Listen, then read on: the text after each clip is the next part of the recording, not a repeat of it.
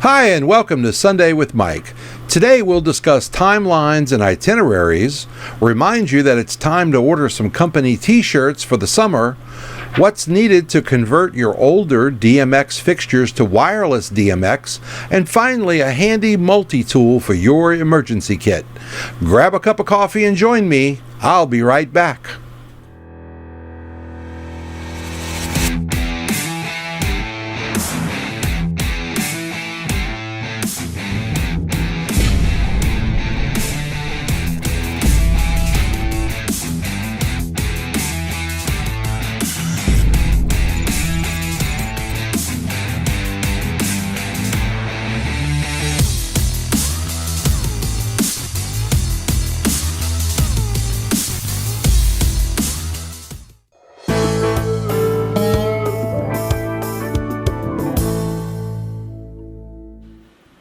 Timeline and itineraries. So what's the difference? Many of the events that we provide DJ services for will either give you a timeline or an itinerary. It's important that you know the difference and how it affects your role as a DJ for that event. A timeline is a way of displaying a list of events in chronological order with the estimated time for each event and when it should take place. Sometimes you'll be expected to do the next thing at the scheduled time all on your own. Other times, you will be prompted by someone when it's time to do the next thing. A timeline is merely an estimated time, so be sure to ask which method is in play when you're doing an event so that you'll be on the same page as everyone else. An itinerary is the same thing without the times for each part of the events on the list. It's just an expected order of events. We should have an itinerary or the order of events for every event that we do. By having the expected order in your hands before the event, it will ensure that your transitions will flow more smoothly from one part to the other. If they don't have an itinerary, then you should try to take the issue into your own hands and make one. This way, you'll know exactly what's going on. It doesn't have to be overly complicated, and understanding the flow of the event will make your job much easier as the DJ. As an example, at last week's wedding, the photographer was in charge and was supposed to contact me prior to the wedding, according to the bride, who was our mutual client. She didn't, and she wanted to change the order of the last 5 things that we were supposed to do before the end of the reception, altering what the bride and I had already discussed. Okay, she's driving, and I said, sure, if that's what you want to do. As a result of this change, we now had to play a line dance to buy us some time between items 3 and 4 because she didn't realize that her method would have the bride and groom with money all over them from the money dances when we took the big group picture. So I played a line dance to buy us some time. It helped, and then helped the bride and groom get all the money off of their clothing, and then we continued on with number 4 as planned. It's not a big deal, and we as DJs should be able to bob and weave with the best of them. But the whole delay could have been avoided if the photographer had just asked me why I had it in the order that I did. Instead, she did what she wanted without any real thought or process, and it caused an unnecessary delay. When you have a chance to learn from others, don't pass that opportunity up. You can learn some amazing things just by asking questions and listening. I'll be right back. DJ Event Planner will change the way you manage and run your business. Streamline all of your procedures and software into one easy-to-manage system.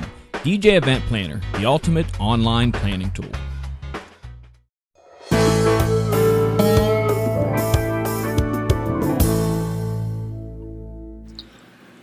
If you haven't done so, now is a great time to get ready for your summer events and promotions, and it's time to order some good old-fashioned t-shirts with all your branding all over them. While this is not the cheapest form of advertising, I do highly recommend t-shirts, mainly because they last forever. They are great for you, any temporary help that you have, family members, and even giveaway items at some of your events. A good-looking t-shirt will work for you and your company for many years to come. So take the time to make sure that it's current, that it meets the image that you want to share with the world, and then if not, take some time to get with some graphics people and make the needed changes. This is a win-win in my book and something that you should do every year. And here's what ours look like.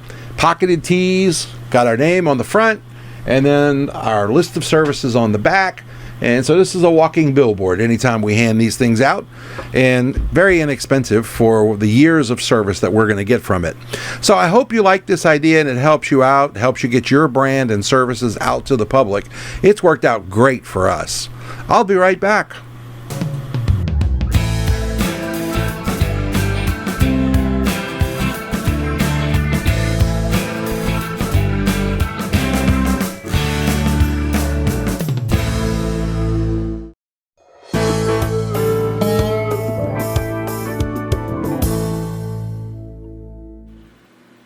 Welcome back. I've been asked to discuss how to convert your old school non-wireless DMX fixtures over to wireless DMX. Can it be done? Yep, of course it can. Is it expensive? No, not really. Especially if you can do it yourself. To take advantage of this, you need to be comfortable with using a drill, a soldering iron, and a voltmeter. If you aren't, then find a friend who is, so that they can help you with your first one, and then after that you should be able to repeat the process on your own. What makes it possible to convert the old fixtures is a simple, easy to install DMX board. It looks like this. I'm going to hold up mine. This is a little tiny board, and it's got some connectors on the back, and 3 of the 4 wires are going to connect to the DMX jack on the fixture. You're just going to solder those right on the back of the jack. And then there's a red wire which needs 5 volts from the unit somewhere. And then there's this other thing which is actually the antenna wire. And so the cute little antenna, you would drill the hole, mount this guy, and then it mounts to the outside of the fixture. And that's it. That's all it is. And that's what you have to do to convert one of your lights over to DMX. I forgot what I paid for this. I think it was $20. It wasn't much. I found it on eBay and I ordered those things, and they're easy to use. They don't take up much space. So once this thing is installed correctly, you can control that old light via wireless DMX just as if it had been purchased that way. This will save you a ton of money in the long run, because buying wireless DMX units is much more costly than converting the old ones that you already own.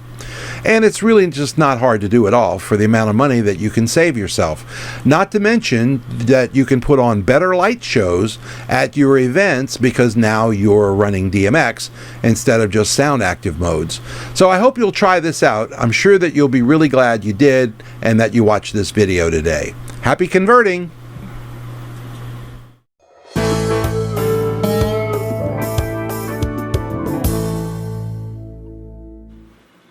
Hi, and welcome back.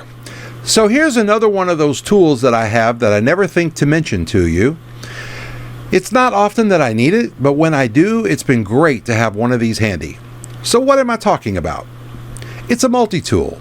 This particular one is made by Gerber, and it's and it comes in this handy pouch, and inside the pouch is the tool itself.